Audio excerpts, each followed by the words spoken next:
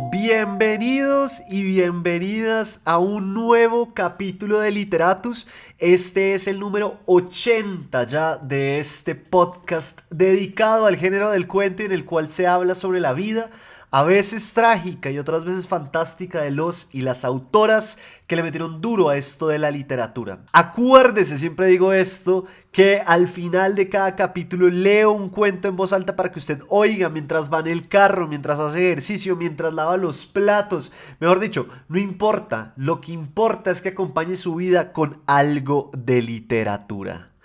Hoy volvemos a la normalidad, digo yo, pues porque este es un episodio otra vez dedicado a un autor. No es un uno contra uno como he venido publicando últimamente, sino que volvemos a aterrizar en un autor que me gusta muchísimo. Pero antes de eso, les cuento dos noticias muy rápidas. La primera es que las inscripciones para el último taller de cuento de Literatus ya están abiertas. Así que si usted quiere aprender a escribir cuentos o tiene alguna historia por ahí que quisiera aprender cómo contarla, o simplemente quiere aprender más de este género para leerlo mejor y conocer a algunos autores, pues esta es su oportunidad. Si quiere más información sobre el taller, que como les digo es el último del año, pueden escribirme a mi Instagram, que es federico.baraya, o a mi correo, que es federico.baraya@gmail.com. Por ahí le tiro todos los datos. Y la siguiente noticia también tiene que ver con un evento, este evento que estoy organizando junto con David Ríos, el autor de Un Dios Severo, con el cual estuve hablando acá en Literatus, y hay un uno contra uno con él, que está muy bacano, la pasamos muy bien, y el caso es que vamos a hacer un evento que se llama o se titula Cuentos de borrachos para borrachos. Eso será el 13 de septiembre en la librería Santo y Seña. Vamos a compartir un traguito y vamos a hablar de dos cuentos cuyos personajes principales son unos borrachitos. Los vamos a desarmar y vamos a entender también de muchas formas cómo se pueden escribir cuentos muy distintos con narradores que sobre el papel parecieran ser muy parecidos, ¿no? Por un lado vamos a tener un cuento que es más clásico, que es un poco policíaco, y por el otro lado vamos a tener un cuento que es más oral, y sí, que es un poco como más divertido en ese sentido, pues es chistoso y demás. Entonces vamos a tener eso. Si usted quiere saber más sobre este evento, quiere reservar su cupo y demás, también escríbame a mi Instagram o a mi correo, que ya se los dejé, y por ahí yo le tiro todos los datos que necesita. Ahora sí, sin más preámbulo, entremos de lleno a este capítulo dedicado a este señor, a George Saunders, escritor de Estados Unidos, que es un teso, un verdadero teso. Mi nombre es Federico Baraya Galán, o el man de los cuentos, y les doy la bienvenida a este nuevo capítulo de Literatus.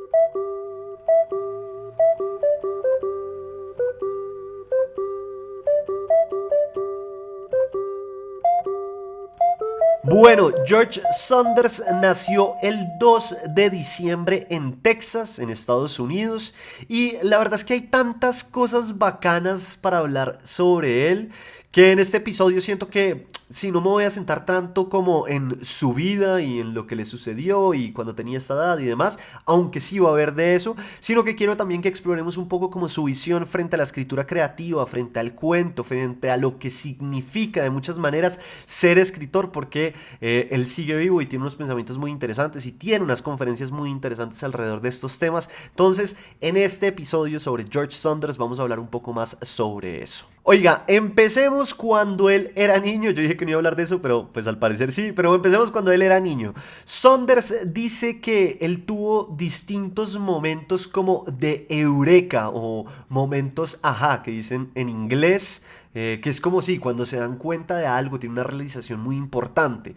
El primero que él tuvo fue en tercer grado, imagínense, en una clase que dictaba una monja de la cual Saunders confesó en algún momento estaba enamorado. Y ella le dijo una oración que, según George Saunders, cualquier niño de colegio católico quisiera oír. Y esa oración era la siguiente: hemos estado hablando de ti en el convento. He notado que eres un buen lector. Y aunque las otras monjas no están seguras de si podrás manejar esto, te lo voy a entregar. Y le entregó un libro escrito por Esther Forbes que se llamaba Jimmy Tremaine. Ese libro, por eso es un momento ajá, ese libro fue muy importante para George Saunders porque a pesar de que él nunca terminó de entenderlo por su dificultad y por el estilo, como que entendió o vio por primera vez que en un libro se podían escribir y construir oraciones tan bonitas con un tono, sí, como tan específico. Y eso se le metió en el pensamiento y cuenta George Saunders en una de estas entrevistas y conferencias que dio, que incluso cuando estaba en el colegio, como en el recreo y veía a sus amigos jugar y yo no sé qué, él estaba mientras tanto en su pensamiento narrando las situaciones con la voz que había leído en ese libro y que eso como que se le quedó marcado para siempre y ya pues tiempo después él pensaba como si él hubiese sido lo suficientemente así como inteligente o despierto, así lo dice él, se hubiera dado cuenta de que en ese momento él estaba teniendo como su primera experiencia como de escritor en la vida, solo que pues claro, él era muy niño y pues no se dio cuenta de eso, sino que simplemente de muchas maneras habitó el libro que estaba leyendo y por eso él dice que fue un momento tan importante en su vida. Saunders creció en Chicago a pesar de que nació en Texas y él dice que por esa época como que no existía o no tuvo nunca ni conoció pues muy de cerca como artistas que le llamaran la atención, que el único artista que conocía en realidad era su tío, que era un guitarrista de jazz, pero más allá de eso, lo que les digo, no conocía a ningún otro artista. Nunca tuvo intenciones de ir a la universidad, porque lo que él cuenta es que tampoco le iba muy bien en el colegio, sino que pues él hacía básicamente lo que le tocaba y ya no más, pues porque no le interesaba mucho el estudio, pero lo que él sí tenía era un plan, y este plan la verdad es que es muy curioso, es muy chistoso, porque él dice que por esa época él conocía a una persona que conocía a otra persona que conocía a una persona más que era amiga de la banda Eagles, pues de esa época, ¿no? Entonces el plan que él tenía y que quería realizar era que él quería abrir un concierto para esta banda, pues él quería abrir un concierto para la banda que le iba a abrir a otra banda, a esa banda que finalmente sí le iba a abrir a Eagles. O sea, era como una puerta tras otra puerta tras otra puerta. Ese era el sueño o el plan que tenía por ese momento George Saunders y él después dice que menos mal eso nunca sucedió y lo que sí sucedió en esa época fue que uno de los profesores siempre son muy importantes, como que a veces uno no se da cuenta de eso, pero los profesores son muy importantes porque ven en los alumnos sí, cosas que muchas veces ellos mismos o uno mismo no ve, ¿no? El caso es que ese profesor le dijo como, oiga, yo sé que usted no es tan bueno en el colegio y demás, pero yo veo algo en usted y usted tiene materia para algo más, ¿por qué no va a la universidad? Entonces George Saunders le dijo como, pues sí, o sea, ¿qué tengo que hacer? No tengo ni idea. Y lo que cuenta Saunders es que en esa época todo se solucionaba con llamadas, entonces que fueron como una oficina, el profesor llamó a una universidad, les contó sobre George Saunders y ya solo con eso lo recibieron en esta universidad. Lo más loco de todo esto es que él estudió geofísica. Imagínense esa locura. George Saunders estudió geofísica. Su vida debió haber sido totalmente distinta a lo que es hoy en realidad, pero bueno, uno nunca sabe qué es lo que va a pasar y su caso es muy específico y él a la final también se labró el terreno y el camino al que pues lo tiene hoy, ¿no? Que es uno de los autores más importantes hoy en día, a mí me parece. El caso es que él estudió eso, pero siempre tuvo como este deseo de ser escritor y él pensaba, yo quiero ser escritor, pero mientras estudiaba geofísica viajó a Asia y allá pensaba mucho en Ernest Hemingway. Sí, por supuesto, en el hombre de la época, como decían en la revista Esquire. Él estuvo y está, yo creo todavía, pero durante mucho tiempo estuvo obsesionado con Hemingway y con su escritura. Y como él estaba en Asia, él pensaba de muchas maneras que esta era la oportunidad para escribir cuentos como Hemingway, porque él decía que Hemingway era un gran escritor en la gran medida que vivió muchas cosas. Si ustedes se acuerdan de ese capítulo de Literatos que ya está bien atrás, pues Hemingway fue un personaje que estuvo en las dos guerras mundiales, fue un personaje que estuvo a punto de morirse varias veces, que después vivió en Cuba, en fin, le pasaron muchas cosas y sí, como en su juventud, George Saunders pensaba que esa era la manera de escribir, ¿no? Que tenía que vivir grandes cosas para después transformarlas en relatos. Durante ese tiempo, George Saunders también recuerda en una de estas entrevistas que cuando era niño su libro favorito era La Rebelión de Atlas, el cual ya ahora de adulto dice detestar. Y yo traigo este pequeño paréntesis para seguir hablando de Hemingway y demás, simplemente porque me pareció bonito ver que sí, en efecto eso pasa mucho. A mí me preguntan en las entrevistas que cuál es mi libro favorito y a mí esa me parece una pregunta horrible.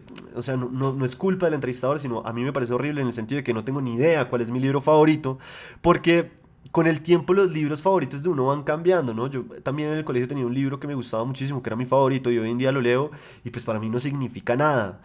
Y así con el tiempo también, hace 5 años tenía otro y hoy en día tal vez tengo uno distinto. Entonces como que los tiempos van haciendo también que uno cambie su lectura y la literatura que le guste. Pero sí me gustaría preguntarles, ya que George Saunders pone esto sobre la mesa, si ustedes tienen un libro favorito, que lo dejen ahí en los comentarios para ver también si nos animamos a leerlo y a comentarlo. Yo, como les digo, la verdad creo que no tengo ningún libro favorito en este momento, sino que estoy leyendo mucha literatura para ver qué hay en el mundo. Después de este paréntesis que básicamente no iba para ningún lado y del cual les pido muchas excusas, pero ustedes saben que yo siempre me pierdo por las ramas, volvemos otra vez a Hemingway.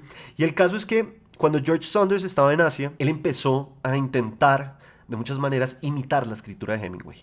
Ya hemos hablado acá, el iceberg de Hemingway, las historias, uno solo ve lo de arriba, lo de abajo está escondido, son historias que básicamente están en los huesos. Hemingway también tenía esta teoría de las oraciones cortas punto, oración corta punto, y los cuentos de Hemingway muchas veces son difíciles de leer, no porque uno diga qué oración tan compleja ni nada por el estilo, sino porque muchas veces cuando uno no está acostumbrado a leer esa literatura, termina de leer y se pregunta qué pasó, no entiendo qué pasó, y eso es pues también una intención de Hemingway. Entonces George Saunders estaba con esta obsesión intentando imitar a Hemingway, y como estaba viviendo en Asia estaban pasándole muchas cosas y él quería convertir todas esas experiencias como de la vida real en literatura, y en una de esas le sucedió lo siguiente.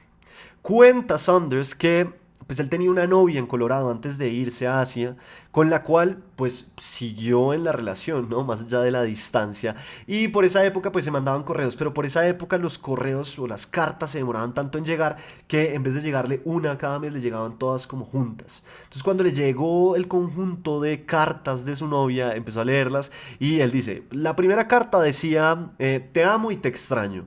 La segunda carta ya solo decía, te amo. A la tercera carta ya decía, he estado viendo otras personas. Y a la cuarta carta ya decía, me fui o me mudé a vivir con una nueva persona. Entonces él, George Saunders, adolorido por esta decepción amorosa, decide que tiene que devolverse a Estados Unidos pues para reconquistar a la que era su novia, y le toca tomar un barco para llegar al aeropuerto. Entonces él va en el barco, en el aeropuerto, y cuando llega al aeropuerto tiene como esta revelación, otro momento así como de ajá, en el que él dice, esto es muy dramático.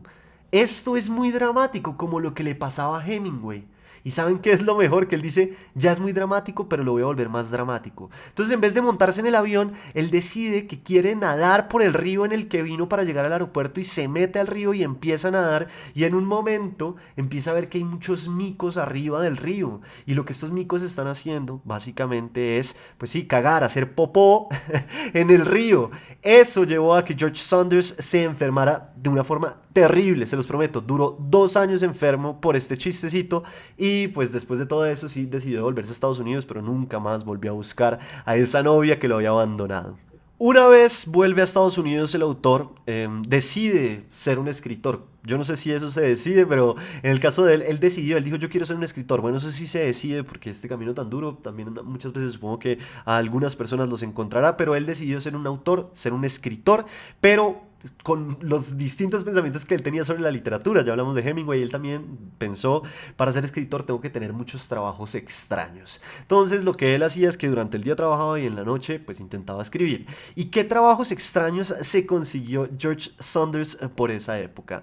Primero fue portero en Beverly Hills, después fue carnicero, después fue dependiente de una tienda.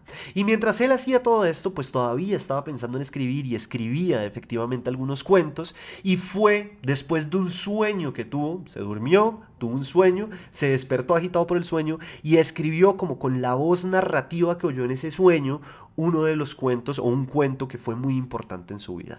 ¿Y por qué fue importante ese cuento en su vida? Porque lo que él decide es que va a mandar o mandó ese cuento para ver si lo aceptaban en el programa de escritura creativa de Syracuse. Esto no es fácil, que a estos personajes o que a uno lo acepten en uno de estos programas, en esa época sobre todo, de escritura creativa, que habían tan pocos cupos y demás, pues era muy difícil. Entonces él mandó ese cuento sin, básicamente, esperar nada y siguió su vida y siguió trabajando. Y cuando estaba en uno de esos días trabajando, el mismísimo Tobias Wolff, que es un escritor muy teso, fue un escritor muy teso, muy bello, tiene cosas increíbles, también le pegó duro al género del cuento, pues llamó a la casa de George Saunders, él vivía con los papás contestaron, el papá contestó, y entonces Tobias Wolff le dijo, ¿qué hubo? Yo soy Tobias Wolff, llamó de la Universidad de Syracuse para avisarle a su hijo que fue aceptado en el programa de escritura creativa. Entonces George Saunders no estaba.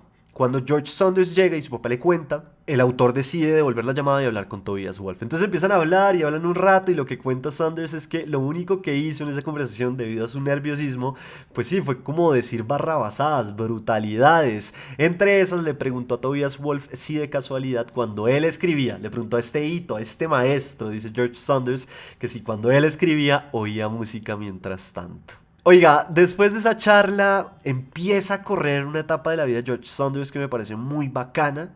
Él llega a Syracuse en 1966, perdón si estoy pronunciando mal el nombre y después la gente me quema y me funa por acá. Si saben bien cómo es, pues súper bienvenido, pero el caso es que él llega en 1966 y lo que cuenta George Saunders en un artículo para el New Yorker es que llegó con $300 y sin un lugar donde vivir. Entonces lo que hizo durante ese tiempo fue vivir en el carro, se bañaba en el gimnasio y pues iba a todas las clases. Y durante este tiempo, lo que les digo, pasaron cosas muy bacanas. Entonces, en la primera fiesta que tiene, pues cuando ya está en la universidad, sucede que después de tomar mucho alcohol, termina en la casa de Tobias Wolff comiendo. La esposa de Tobias Wolff había dejado comida, entonces pues ellos dos van, comen, ahí como que charlan un rato. Y al siguiente día, pues George Saunders se levanta completamente enguayabado, como decimos en Colombia. Y también como diciéndose, oiga, yo no puedo abusar tampoco como de este hombre, ¿no? O sea, yo no, él es el profesor, es él el maestro, yo no puedo, pues sí, parchar tanto con él. Y como que ese primer semestre lo que hace, o esos primeros meses, es alejarse un poco, pues también para tener un poco de respeto con Tobias Wolff. Pero, a pesar de eso, un día también, al parecer en otra fiesta, George Saunders vuelve y se le acerca a Tobias Wolff y le dice que después del poco tiempo que lleva ahí ya trabajando en la escritura creativa y con los profesores y demás, ya no está escribiendo esos cuentos sí como ridículos como el que le mandó para ser aceptado en la Universidad de Syracuse. Entonces Tobias Wolff como que, y esto lo dice George Saunders, lo mira por así por encima de las gafas, yo soy muy ciego entonces no veo nada, pero le hace eso y le dice como, bueno, pues bacano, bien que haga eso, pero por favor no pierda la magia. Y esto es muy bonito, esto es muy bello porque, claro, en este video mental en el que estaba George Saunders, lo que él creía era que ese primer cuento que escribió no valía la pena porque no estaba persiguiendo o imitando lo que ya había aprendido de alguna forma u otra de Hemingway, ¿no? Y son estos temas importantes y el ser humano y estos personajes que ven también la miseria y demás y que se esconde toda la historia. Entonces él creía que eso era la buena literatura y le tira esto a Wolff y Wolff le dice que por favor no pierda la magia y lo que dice Saunders es que desde que Wolff le dijo eso, él pasó 7 años sin la magia y en esos 7 años básicamente todo lo que escribía le parecía que era muy malo e incluso la gente le decía que lo que estaba escribiendo por andar imitando a Hemingway y demás no funcionaba. Durante ese tiempo también en la universidad conoció a su esposa que se llama Paula, se casaron y antes de graduarse tuvieron pues sí como un hijo. George Saunders siempre tira ese chiste y es que ellos deben ser la relación que más rápido se casó en un programa de escrituras creativas, que ellos tienen el récord. Él siempre dice eso y es bacano porque Paula después va a ser, yo le digo Paula, no como si fuera mi amiga, pero bueno, la esposa de George Saunders después va a ser importante como en la retroalimentación. Ella siempre va a ser como la primera lectora del autor y tienen unas historias muy bacanas que ya les voy a contar. El caso es que antes de graduarse él tiene esta tesis, él tiene este proyecto, él sabe que el proyecto es muy malo, pero pues lo tiene que entregar y Pues su problema con entregarlo más que porque sea bueno o malo es porque él no quiere que ningún profesor le diga como porque se sienten mal por él que el proyecto está bueno. Sino que él quiere también que le digan la verdad. Y el caso es que cuando lo entrega uno de los profesores le dice como, no es que esté malo, tampoco está bueno. El tema es que este es un libro, sí, estos cuentos son no sucede nada, no pasa nada con el lector, no nos ofrecen nada. Y hay que entender o tener en cuenta que antes de él entregar este proyecto, la esposa, Paula, estuvo embarazada y un día van pues al doctor, ¿no? Y el doctor les dice, tengo una buena y una mala noticia. La buena es que puedo salvar al bebé. La mala es que Paula tiene que pasar el resto del embarazo acostada. Y entonces durante ese tiempo, Saunders tuvo que tomar el resto de lo que le quedaba del programa a través de correo. Sí, él no podía ir a la universidad. Y pues llegó a un acuerdo con los profesores y demás y le dijeron que todo bien. Pero en un momento le mandaron una carta y él pensó, esto es, acá fue, me van a decir que básicamente pues esto no está funcionando y me van a mandar, sí, me van a quitar el cupo. Pero lo que sucedió fue al revés. Uno de los profesores le decía que no se preocupara, que estaba gastando mucho tiempo en su clase, que más bien se preocupara por su esposa y que esta clase ya la diera por pasada, que eso no importaba, que lo importante en la vida en realidad era en esta clase de momentos como su esposa embarazada y que eso era lo que iba a recordar por el resto de su vida. Entonces imagínense, le pasó eso con un profesor, él tuvo mucha suerte con los profesores, pues ya solo tener de profesor a Tobias Wolff pues es una locura, es algo demencial y pues él lo tuvo y muy bacano. Entonces él logra graduarse después de que le dicen que su proyecto es una mierda, pero pues él lo sabía y dice nada, hay que seguir metiéndole porque es que así también es este mundo de la literatura y del arte y es normalmente, sí, el 90% de las cosas que se hacen son malas y el 10 se rescata y el resto hay que seguir metiéndole la ficha y metiéndole el cuerpo porque es lo único que queda. Entonces él sale de la universidad y se va a trabajar como tech writer. No lo traigo al español, pues porque es que, ¿qué sería? Como escritor de tecnología, no lo tengo muy claro, entonces por eso lo digo también en inglés.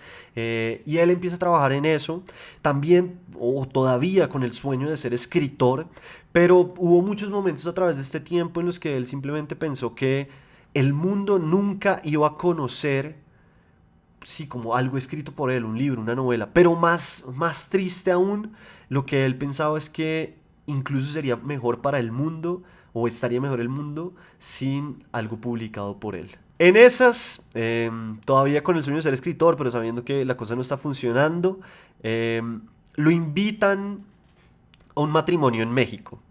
Y la esposa, Paula, le dice como, oiga, váyase, pásela bien, sí, como que relaje el pony, límpiese de tanto pensamiento y olvídese de la escritura pues, por este viaje. Yo me encargo de todo acá en la casa, yo me encargo de nuestros hijos. Usted simplemente váyase a ese matrimonio de su amigo. Entonces George Saunders se va a México a ese matrimonio y cuenta que el matrimonio fue una cosa demencial. Primero porque los invitados eran muy curiosos, entonces había un invitado que era un padre católico, después encontró con una mujer que era modelo slash surfista, después tuvo una conversación con un hombre que acababa de salir de la cárcel por manejar borracho y entonces como la pasó tan bien y como que vio tantas cosas extrañas que cuando llegó otra vez a la casa le dijo a su esposa, ¿sabes qué? Ya tengo la idea de mi primera novela. Y durante un año, George Saunders se sentó a escribir y a trabajar. Trabajaba en el día, escribía en la noche, toda la noche, y cuenta que durante esas sesiones tomaba y tomaba café, y en la mañana se levantaba, lo poco que había dormido, iba a trabajar, volvía en la noche a escribir, y así durante un año hasta que, sí, pues sí, sintió que tenía como el manuscrito listo. Entonces dijo, bueno, ya tengo el manuscrito, y le puso de título La boda de Eduardo. El caso es que, pues después de todo ese esfuerzo, de todo ese trabajo, le pidió a su esposa. Y acá es que les digo que sí, él siempre tiene de primera lectora a su esposa y eso es algo que me parece es bastante común. No ve mucho tanto a los escritores como a las escritoras que le pasan esos primeros manuscritos, esas primeras ideas a su pareja para que esta persona, pues desde esos ojos que son también un poco terceros, les diga está bueno, está malo o simplemente para ver la reacción. El caso es que George Saunders le entregó el manuscrito de lo que era esa novela y se escondió detrás de una puerta porque él quería ver en vivo, sí, como en tiempo real, pues las reacciones de su esposa, ver qué decía, qué pensaba mientras iba leyendo, si se reía, si no se reía. Y lo que cuenta George Saunders es que por ahí a la tercera página del manuscrito, su esposa se estaba agarrando la cabeza y sí, como que se había dado cuenta, había caído en la cuenta de que a pesar de todo el esfuerzo, tanto de él y de ella, pues el manuscrito no funcionaba y era malo, porque es que, sí, más allá de si estaba aburrido o no, fue un momento también de realización como de todo este esfuerzo, todo lo que hemos hecho y esto no funciona. Entonces, al siguiente día, Saunders, abatido, abrumado por la realidad de que escribir y hacer buenas cosas es muy difícil, y todavía obsesionado con Hemingway y tratando de imitarlo, fue al trabajo y cuando estaba en el trabajo, pues en una de las reuniones, empezó a escribir pequeños poemas en una libreta que tenía y él cataloga esos pequeños poemas como sí, satíricos y escatológicos. Entonces cada vez que terminaba un poema en medio de la reunión, le hacía un dibujito abajo, cambiaba de página y escribía un nuevo poema y dibujaba, pues sí, un nuevo mamarracho. Bueno, volví a decir un dibujo, y alrededor de, pues sí, en esa reunión hizo alrededor de 15 poemas, dice él, más o menos. Y cuando se acabó la reunión, él pensó, bueno, pues nada, los voy a botar, pues porque esto no sirve para nada. Pero algo en él le dijo, oiga, no los bote, espérese, téngalos ahí. El caso es que él llegó a la casa, dejó la libreta sobre la mesa, se puso a jugar con sus hijos y cuando estaba jugando con sus hijos empezó a oír que su esposa se reía como a carcajadas, con una risa estridente. Entonces él se asomó a ver qué era lo que pasaba y lo que sucedía es que su esposa había cogido los poemas y los estaba leyendo y por eso se estaba riendo. Ese momento fue otro momento de eureka, de ajá para George Saunders, porque se le prendió la idea o tuvo sí, otra realización y es que se dio cuenta que a través de toda su vida él siempre había sido chistoso, sí, como una persona chistosa, agradable y que el humor era parte de su personalidad y de cómo él afrontaba la vida y también el sarcasmo, y por andar pensando que en la literatura solo se valía o tocaba ser serio y escribir al estilo de Hemingway, pues nunca había puesto estas otras herramientas que él tenía, a disposición de la escritura. Y él dijo, ¿qué pasa entonces si yo ahora empiezo a utilizar estas herramientas en lo que escribo? ¿Será que algo cambia? Y esto me trae a una metáfora que tiene Saunders que me parece muy bonita, muy bella, y es que él dice que sí, tiene una metáfora como de los escritores y las montañas. Entonces él dice básicamente que todo escritor va construyendo una montaña a medida que va publicando libros y va creando su obra literaria, y estas montañas pueden ser muy grandes, pueden ser muy bajas, en fin, no importa, pero cada escritor va creando su montaña. Y él durante toda su vida había estado una y otra vez escalando la montaña de Hemingway, que pues es algo que todos podemos hacer, ¿no? Pues Hemingway es un ejemplo, pero si usted lee mucho a Carver, a, no sé, a Chiver, o si le gusta también la literatura colombiana y ha leído mucho a García Márquez, en fin, pues de pronto lo que él vio es que eso es una opción, ¿no? Uno siempre subir las montañas de los escritores para aprender de ellos, para desarmarlos, para diseccionarlos, para entenderlos e imitarlos, que era pues hasta el momento lo que él había hecho en gran medida con Ernest Hemingway. Pero lo que se dio cuenta o lo que vio también en ese momento fue que una vez llegó a la cima de esa montaña, encontró que Hemingway seguía en la cima de esa montaña y que él no le iba a dar su puesto a un aparecido. Entonces lo que él piensa, y esa es la metáfora, es que todos los escritores deben tener su montaña propia. De nuevo, sea grande, sea chiquita, sea mediana, no importa, pero con su estilo, con sus herramientas y con sus formas, a medida que va creando su obra, pues va construyendo esta montaña que de pronto, algún día después, alguien intentará subir, escalar para saber y para conocer qué fue lo que hizo ese autor. Entonces, George Saunders dijo, es hora de crear mi propia montaña. Y fue durante ese tiempo que él empezó a escribir este libro de cuentos que se llama Civil World in That Decline, que es mi lectura actual, que lo estoy disfrutando muchísimo, me parece increíble, porque es que George Saunders, que ya hablaremos más adelante de eso, tiene también cosas interesantes en el sentido de que él no menosprecia al lector, él no trata al lector sí, como venga, le explico todo, no, él invita al lector a trabajar el cuento con él, a que uno también empiece y muchas veces entre de lleno en una historia que ya está sucediendo y uno empieza a caminarle y decir, pero ¿qué es lo que está pasando? Y uno también, pues sí, se esfuerce por entender el mundo que está construyendo George Saunders. Lo otro que es muy bacano de este libro que he visto hasta ahora son los personajes. George Saunders construye personajes que son, sí, muy redondos, que uno cree tenerlos como descifrados y dice, ese man es malísimo, pero después se da cuenta que en realidad no era tan malo, sino que situaciones de la vida lo llevaron a eso. Entonces ha sido muy bacano leer este libro de George Saunders, del cual él cuenta además que cuando tuvo esta idea de empezar a escribir así, le mandó uno de los primeros cuentos a Tobias Wolff. Y entonces George Saunders dice, es increíble la persona que era Tobias Wolff en el sentido de que pues era un man que tenía una familia, que tenía que dictar clases, que estaba escribiendo, que tenía una agenda muy difícil, e igual se tomó el tiempo de leer el cuento que él le había mandado y le mandó una carta en la que le decía que iba por muy buen camino y que siguiera por ahí. Ahora, sobre el proceso creativo desde ese momento de George Saunders, pues él habla de algo que me pareció pareció interesante y por eso lo traigo a colación, y es el termómetro. Él dice que el termómetro debería ser una herramienta que todos los escritores o los que quieran escribir en serio deberían tener en cuenta, sobre todo a la hora de editar y como saber el valor verdadero de lo que escribieron. Entonces lo que él dice es, una vez usted tenga ese manuscrito, ese cuento, lo que sea que haya escrito, imagínese que tiene un termómetro y que ese termómetro cuando, sí, se va llenando a medida que usted va leyendo el cuento. Entonces si el cuento va bien, el termómetro está lleno, y cuando el cuento ya no están pasando tantas cosas y no está tan interesante, el termómetro se va vaciando. Obviamente esta es una herramienta que requiere también que uno como creador sea muy honesto con lo que hizo. Pero es que eso es muy difícil, ¿no? A mí me parece que eso es muy difícil. Por eso también muchas veces lo que se recomienda a las personas que están escribiendo y demás es que una vez tengan lo que sea que hayan escrito, una novela, unos cuentos, lo que fuere, lo guarden en un cajón y lo dejen por allá reposando para después en 2 semanas, un mes, volver a leerlo con ojos frescos y decir, ah, sí, esto está bueno, esto está malo, esto no funciona y demás. Pero eso es un estilo, pues porque también veíamos a Lina Parra con Malas Posturas, la escritora que fue el último Uno contra Uno, que nos decía que básicamente ella escribe y lo que corrige o lo que arregla es muy poco, porque sí, ella escribe de una y eso básicamente es lo que es, y después ella corrige pocas cosas y listo. El caso de Saunders es distinto. Él dice que sí hay que trabajar mucho los cuentos, hay que tener en cuenta este tema del termómetro, además porque él tiene un acercamiento a la escritura que a mí me parece muy bonito y pues muy bacano, sobre todo en esta época tan difícil en la que hay tantas cosas, ¿no? Netflix, Amazon, HBO, los videojuegos, infinitos planes y demás. Y es que él quiere que cuando la gente lea sus cuentos sienta que esto es una experiencia.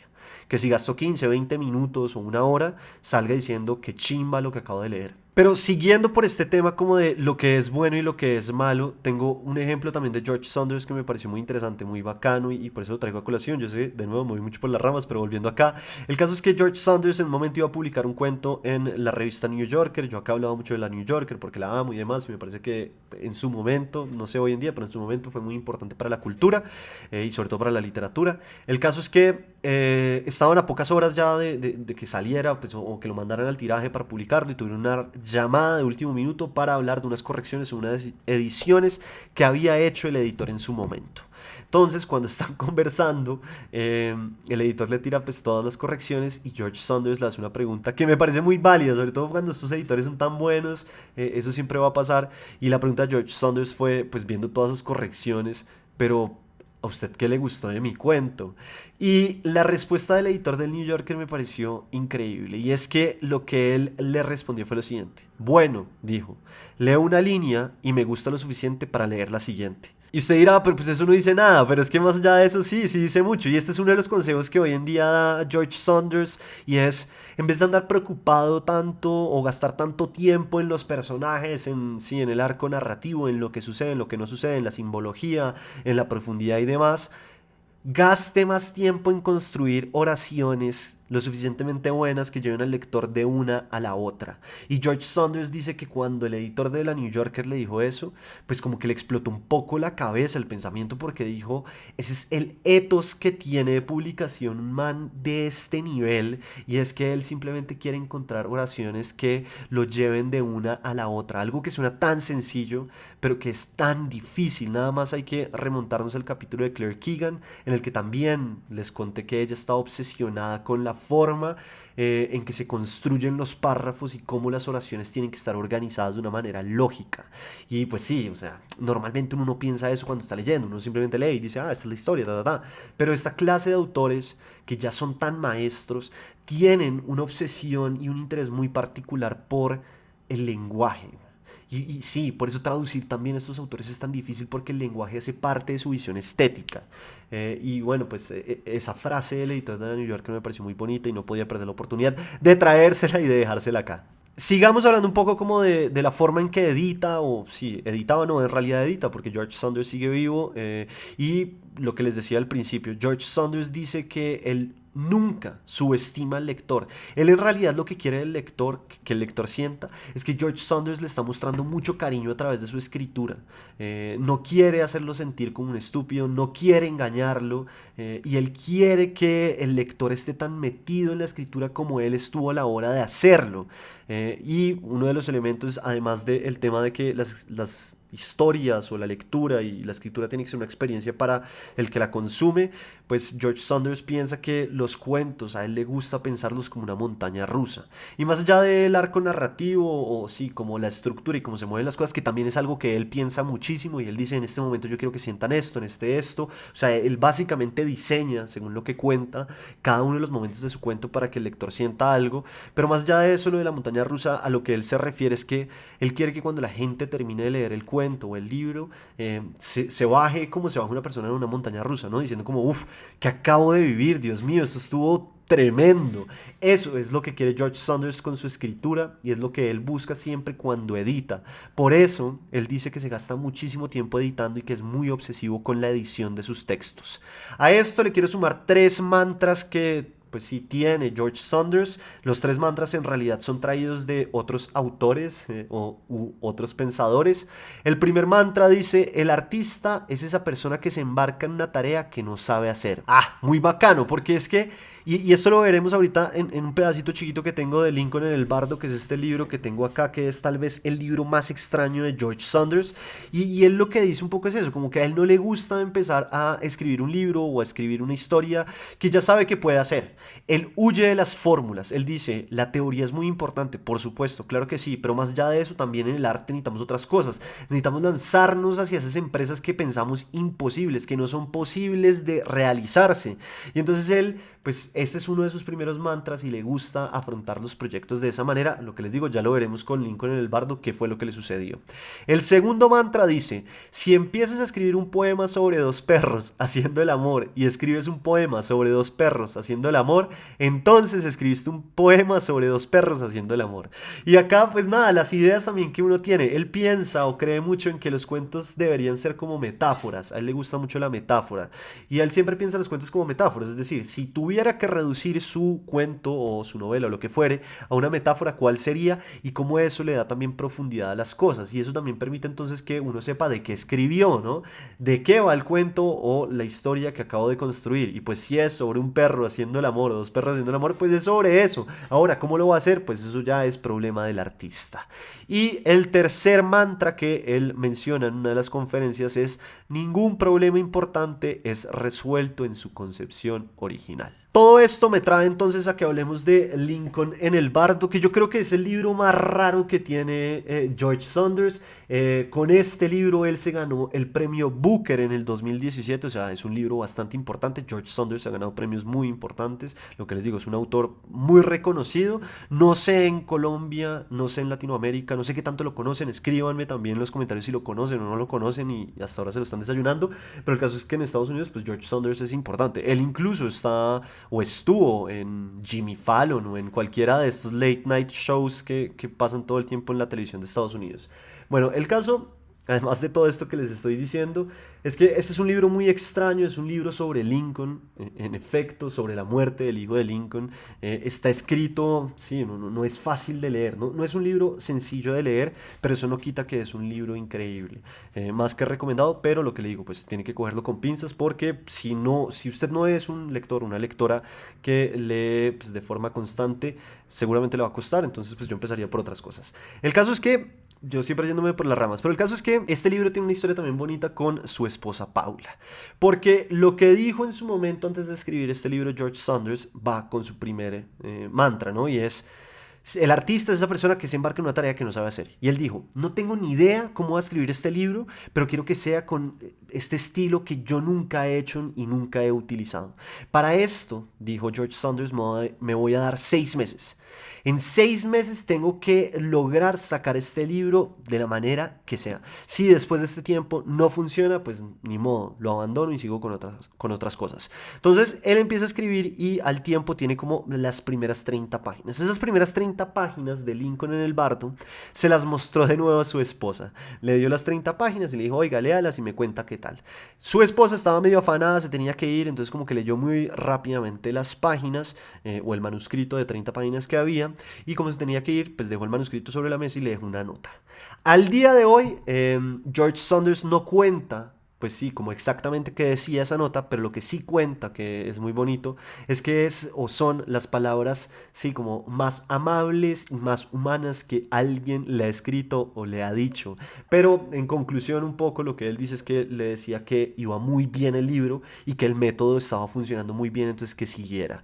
Y pues nada, pues muy bacano ver eso, porque después, claro, este libro se convirtió en Lincoln en el Bardo, que les digo, se ganó el premio Booker en el 2017 y es un libro muy extraño, pero a la vez muy bacano. Con esto ya vamos llegando al final de esta parte del capítulo.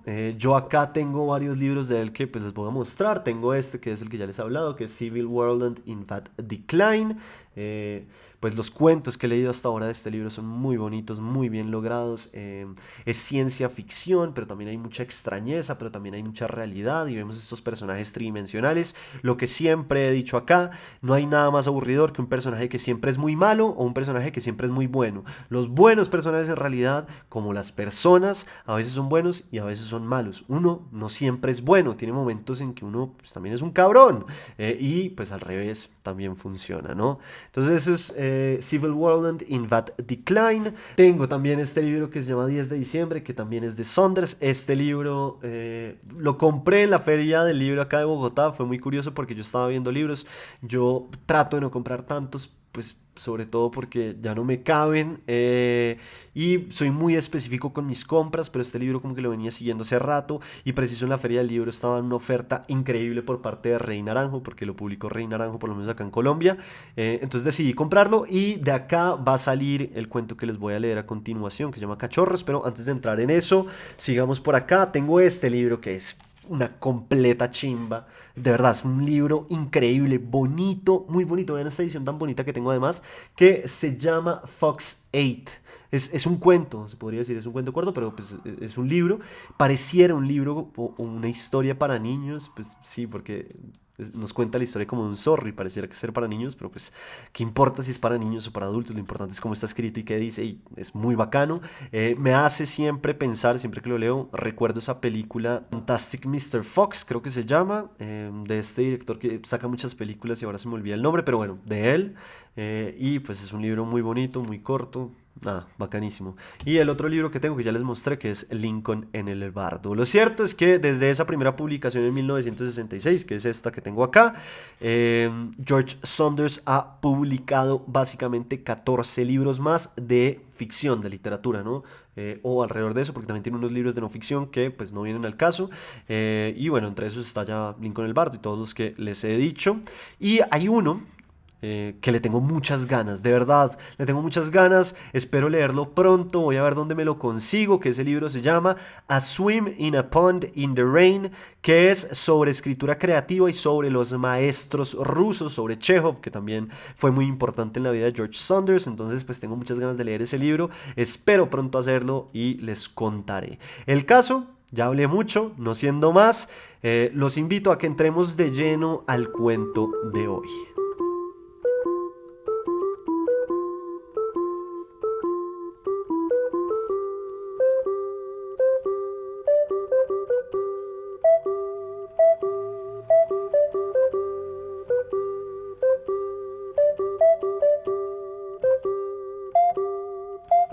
Cachorro por George Saunders. 2 veces ya. Mary había llamado la atención acerca del esplendor del sol otoñal sobre el maizal perfecto, porque el esplendor del sol otoñal sobre el maizal perfecto le traía a la mente una casa encantada. No una casa encantada que hubiera visto de verdad, sino la casa mítica, con su cementerio adyacente y un gato sobre una verja, que en ocasiones aparecía en su cabeza cada vez que veía el esplendor del sol otoñal sobre él, etcétera, etcétera. Y quería asegurarse, si es que los chicos tenían su correspondiente casa encantada y mítica que aparecía en sus mentes cada vez que veían el esplendor del etcétera, etcétera, de que se les apareciera la imagen ahora, para que así pudieran vivir esa experiencia juntos, como amigos, como compañeros de facultad, facultad en un viaje ocioso. Sans, hierba, ja, ja, ja. Pero no, cuando se le ocurrió decir por tercera vez, wow, chicos, denle una mirada a eso, Abby dijo que sí, mamá, lo miramos, es maíz. Y Josh dijo, ahora no, mamá, estoy echándole la levadura a la masa, lo cual a ella le parecía estupendo. No tenía ningún problema con eso, ya que el noble panadero era preferible a el rellenador de brasieres, el juego que él había pedido. Y bien, quién sabe, quizá no tenía ninguna imagen mítica en sus cabezas, o quizá las imágenes míticas que tenían en sus cabezas eran totalmente diferentes de las que ella tenía en la cabeza, lo cual era estupendo, porque después de todo, ellos eran sus propias personitas, tú solo eres la cuidadora. No tenían por qué sentir lo que tú sentías, solo había que apoyarlos mientras sintieran lo que ellos sentían. Aunque, caray, ese maizal era de libro. Cuando veo un campo así, ¿saben, chicos? Dijo, me acuerdo por algún motivo de una casa encantada. Cuchillo de pan, gritó Josh. Máquina, idiota, si lo había elegido.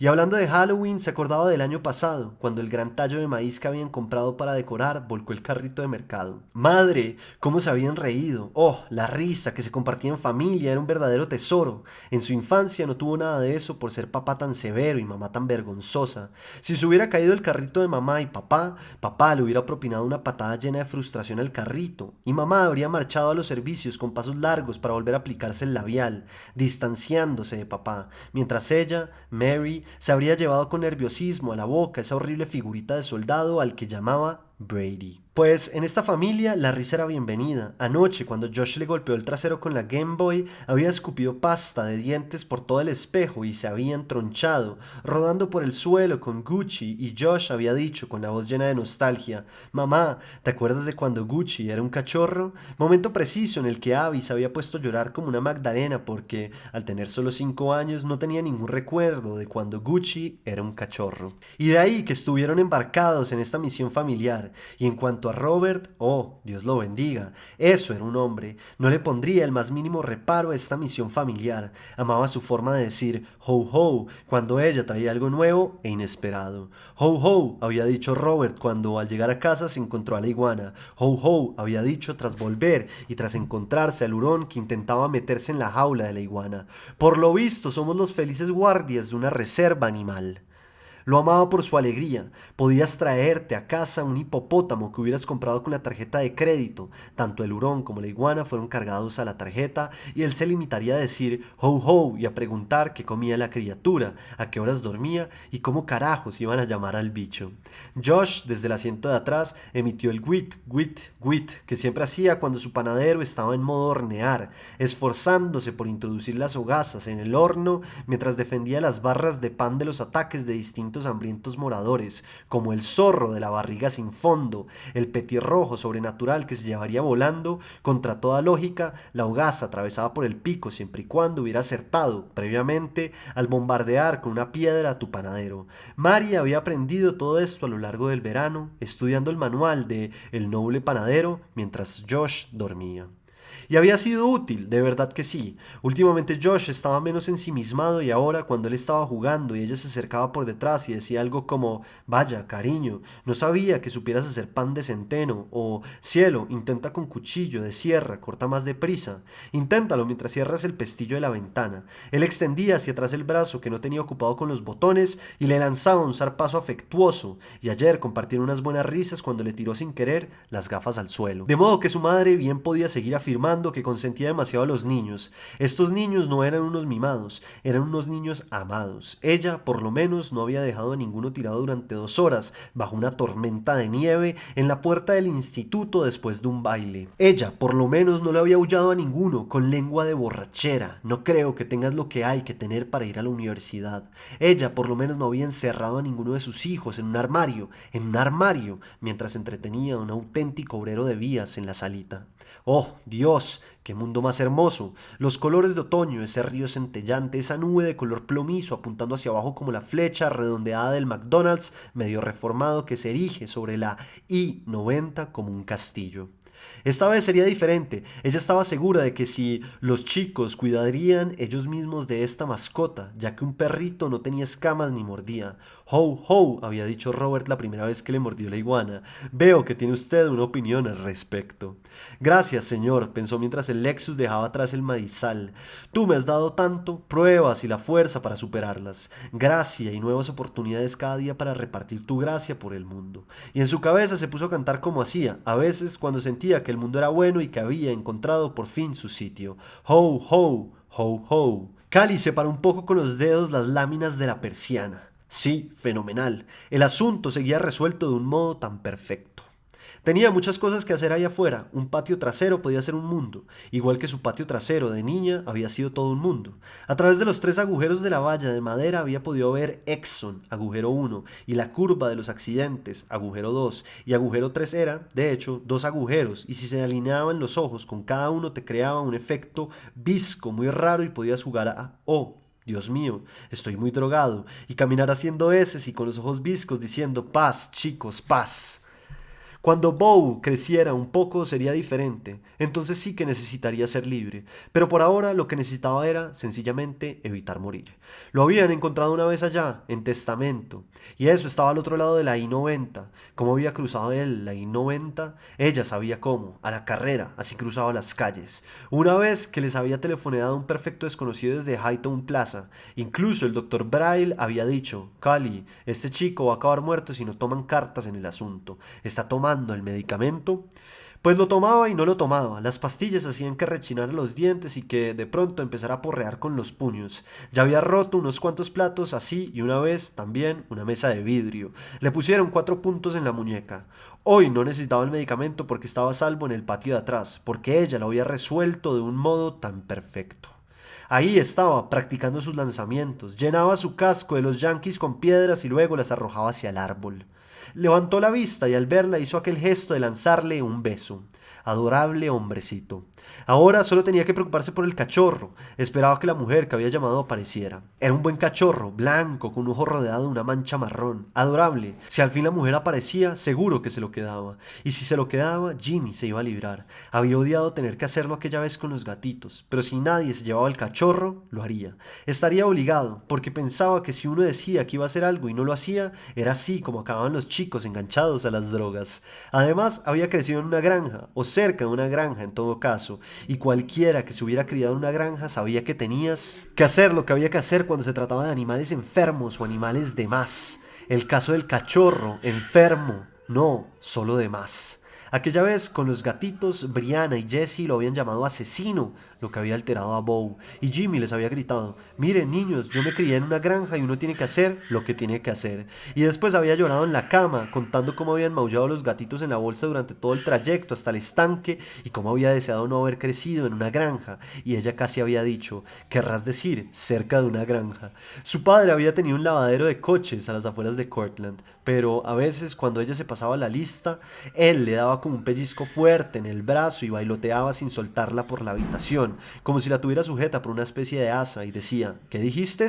Creo que no te he oído bien. Así que aquella vez, después de lo de los gatitos, ella se había limitado a decir, oh cariño, tú hiciste lo que había que hacer. Y luego, como ella no le había complicado la vida haciéndose la viva, se había tumbado allí y había hecho planes. ¿Por qué no vender la casa y mudarse a Arizona y comprar un lavadero de coches? ¿Por qué no comprarles a los niños los juegos educativos de Hooked on Phonics? ¿Por qué no plantar tomates? Y luego se habían revolcado sobre la cama y ella no tenía ni idea de por qué lo recordaba. En un momento dado, él había hecho un gesto, agarrándola y apretándole su cuerpo contra el suyo, que había consistido en proyectar una especie de risa o soplido desesperado en su pelo, como un estornudo, o como si estuviera a punto de romper a llorar. Y eso había hecho que ella se sintiera especial, que él pudiera confiarle ese gesto. ¿Qué le encantaría que sucediera esta noche? Pues que se vendiera el cachorro, acostar a los niños temprano, y luego, como Jimmy la vería tan organizada en cuanto al tema del cachorro, podrían revolcarse un poco y después quedarse allí tumbados y hacer planes, y él podría volver a hacerle eso de la risa estornudo.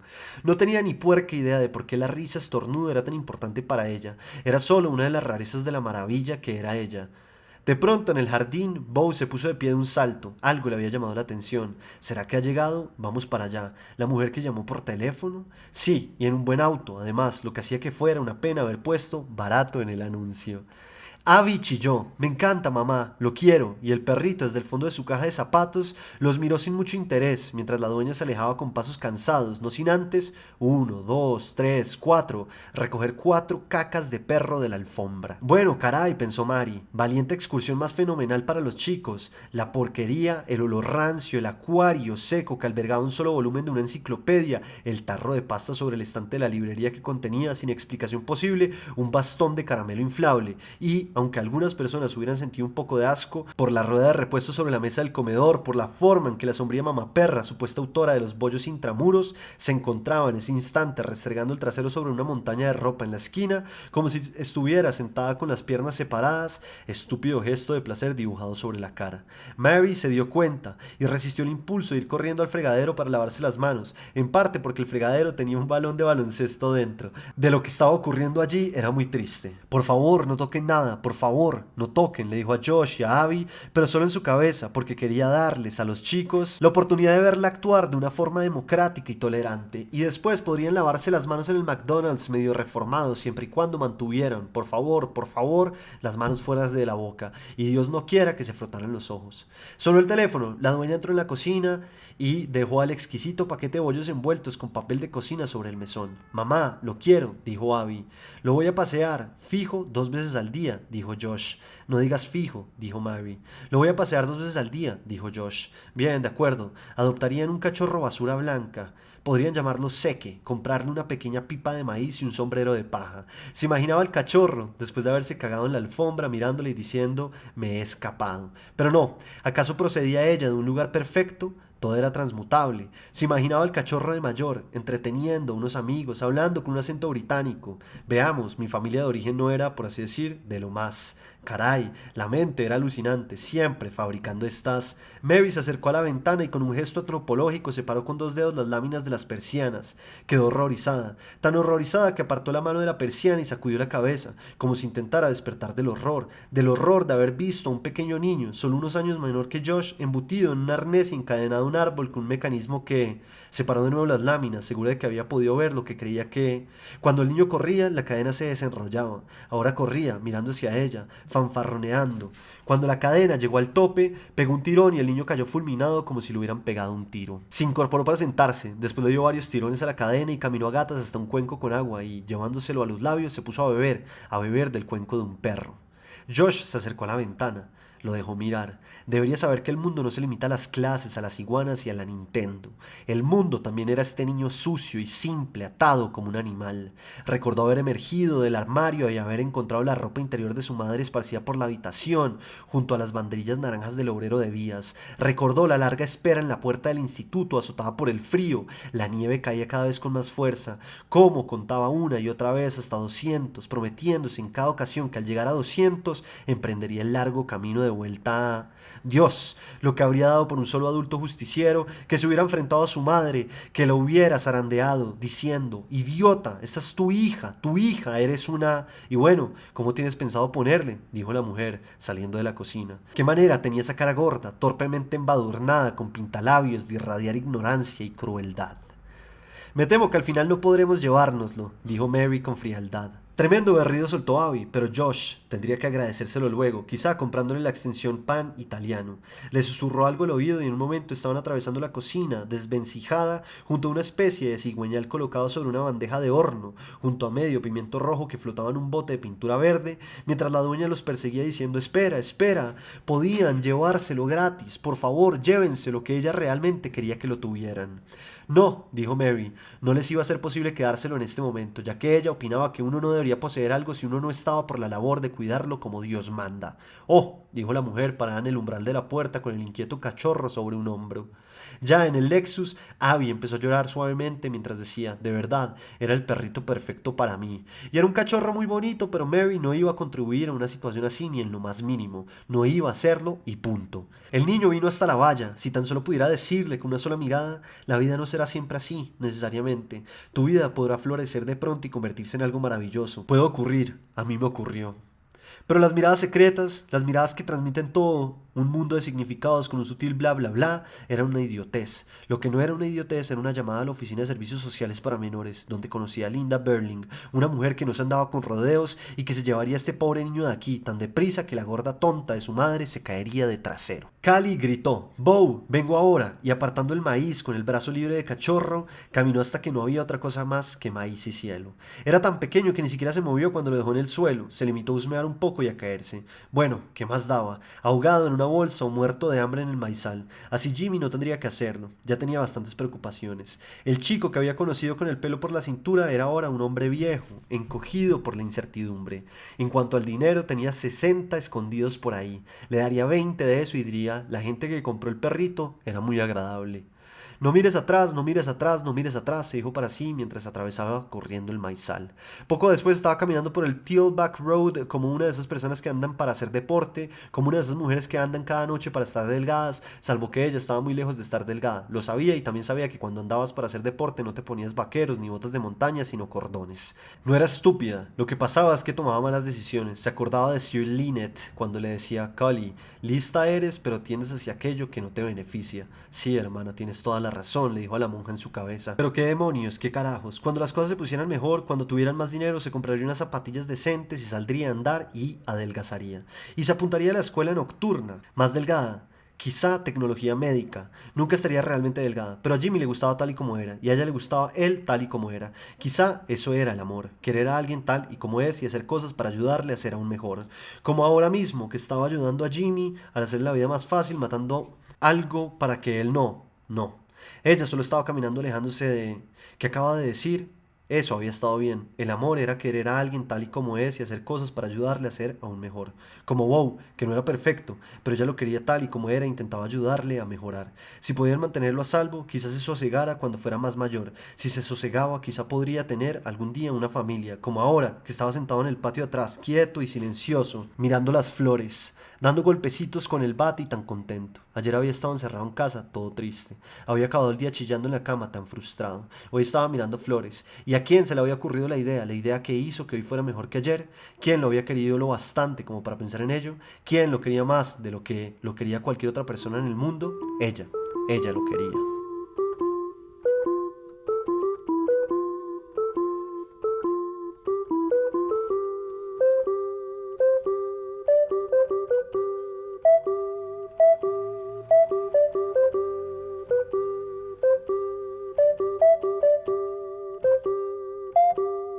En este capítulo número 80, el autor elegido fue George Saunders y el cuento leído fue Cachorro. Si quiere más información para cualquiera de los dos eventos, ya sea el último taller de cuento de literatos de este año o el evento de cuentos de borrachos para borrachos, nada más tiene que escribirme, como le dije, a mi Instagram, que es federico.baraya, o a mi correo, que es federico.baraya@gmail.com, y por ahí yo le entrego toda la información. No siendo más, nos oímos en un próximo capítulo para hablar más de literatura y del género del cuento.